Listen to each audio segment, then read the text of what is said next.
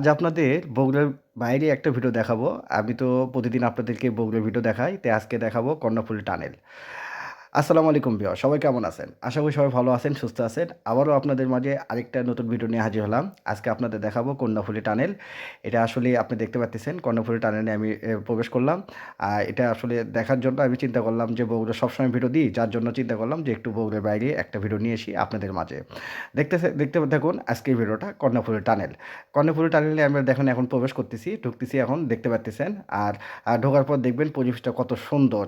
আসলে ঢোকার পর বুঝতে মনে হবে যে অনেক রাতে আমরা কোনো রাস্তায় চলে আসছি, যে অনেক গভীর রাত হয়েছে। আসলে কিন্তু রাতের না, এটা দিনে। আপনি রাত প্রথমেই দেখতে পাচ্ছেন যে আমি দিনের বেলায় কিন্তু ঢুকছি, কিন্তু এটা তো আসলে ভিতরে তো পানি উপরে নিচে মনে করেন আমরা যাচ্ছি, নিচে যাচ্ছি, তো সেক্ষেত্রে তো অবশ্যই এখানে সবসময় রাতের মতোই হবে, অন্ধকারই থাকবে, লাইট ছাড়া তো এখানে প্রবেশ করা যাবে না।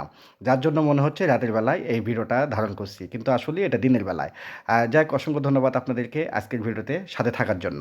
এই কর্ণফুলী টানেলে কিন্তু একটা বর্তমানে অনেক ক্ষতিগ্রস্ত হচ্ছে, কারণ যেটা লাভ হওয়ার কথা সেটা কিন্তু হচ্ছে না।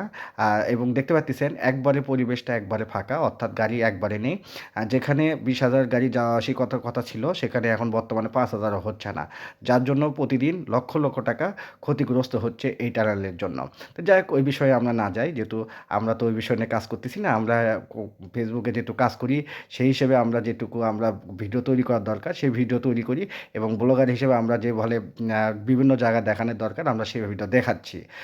তা আমরা ওই বিষয়ে না যাই। তো যাই হোক, আপনাদের ভিডিওটা দেখাচ্ছি কর্ণফুলী টানেলের যে ভিডিওটা, চিত্রটা। যদি কেউ কোনো সময় যদি না এসে থাকেন, আসবেন, ভালো লাগবে। কারণ এটা আসলে বাংলাদেশের মনে করেন যে এইরকম জায়গা কোথাও নেই। আর ওই না থাকার কারণে এটা কিন্তু আসলে দর্শনীয় স্থানে হওয়ার কথা ছিল, সেরকম কিন্তু আসলে হচ্ছে না, যেহেতু ফাঁকা একবার দেখতে পাচ্ছেন।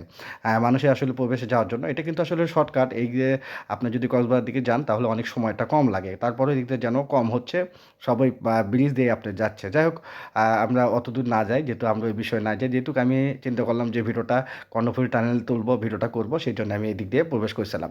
তো যাই হোক, অসংখ্য ধন্যবাদ আপনাদেরকে ভিডিওটাতে সাথে থাকার জন্য। ভিডিওটা যদি ভালো লেগে থাকে অবশ্যই লাইক, কমেন্ট, শেয়ার দেবেন। আপনাদের ভালোবাসা পেলে আরও ভিডিও নিয়ে আসবো ইনশাল্লাহ। এখন তো বর্তমানে বগুড়ি ভিডিও দিচ্ছি, আর মাঝে মধ্যে একটু বাইরে নিয়ে যাচ্ছি আপনাদেরকে, যে কিছু পরিবর্তনের দরকার আছে।